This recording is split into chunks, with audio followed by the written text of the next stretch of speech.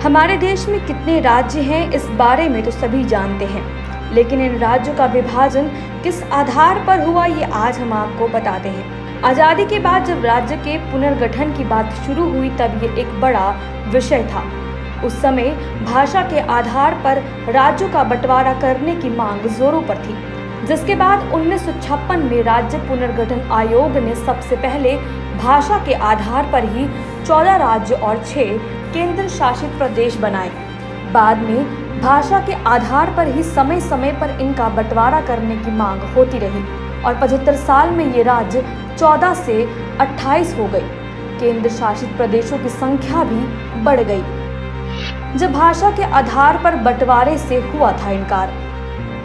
आजादी से पहले और बाद में 1956 तक देश में प्रांतीय व्यवस्था लागू थी। 500 से ज्यादा रियासतों को राज्य के तौर पर गठित करना एक बड़ा मुद्दा था, लेकिन सवाल ये था कि इनका गठन किस आधार पर किया जाए।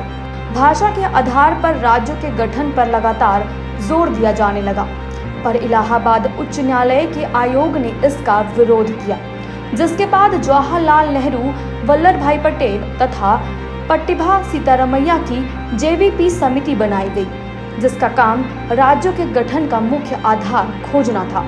इस समिति ने भाषा की बजाय आर्थिक और प्रशासनिक आधार पर राज्यों का गठन करने की बात रखी। जेवीपी समिति के इनकार से तेलुगु भाषियों ने आंदोलन शुरू कर दिया।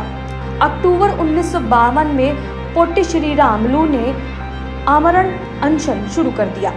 56 दिन बाद उनका निधन हो गया। श्रीरामुलु की मौत के बाद आंदोलन ने हिंसक रूप ले लिया। 1953 में तत्कालीन सरकार को मजबूरन तेलुगु भाषियों के लिए अलग राज्य आंध्र प्रदेश की घोषणा करनी पड़ी। अन्य राज्यों में भी उठी बंटवारे की मांग। जैसे ही आंध्र प्रदेश का गठन हुआ, देश भर में आंदोलन की लहर फैल गई। इसे देखते हुए प्रधानमंत्री जवाहरलाल नेहरू ने राज्य पुनर्गठन आयोग का गठन किया। 1951 की जनगणना के मुताबिक देश में 844 भाषाएं बोली जाती थीं, लेकिन 51% लोग मात्र 14 भाषाएं बोलते थे, जिसके आधार पर पुनर्गठन आयोग और संविधान संशोधन अधिनियम के तहत आंध्र प्रदेश, असम, बिहार, बम्बई, केरल, मध्य प्रदेश, मद्रास, मैसूर, उड़ीसा, पंजाब, राजस्थान, उत्तर प्रदेश, पश्चिम बंगाल और जम्मू कश्मीर को राज्य तथा दिल्ली, हिमाचल प्रदेश, मणिपुर, त्रिपुरा, अंडमान निकोबार और मलाबार तट के छोटे द्वीप मसलन लक्षद्वीप, मिनिकॉय और अमीन दीवी द्वीप शामिल किया गया था, जिसके बाद फिर 1960 में गुजराती और मराठी भाषाओं में विवाद छिड़ा। आखिरकार बम्बई को महाराष्ट्र और गुजरात में बांट दिया गया। फिर धीरे धीरे आसाम से नागालैंड, पंजाब से हरियाणा और ऐसे ही करते कई प्रदेश देश में बन गए। उत्तम हिंदू टीवी से खुशबू की रिपोर्ट।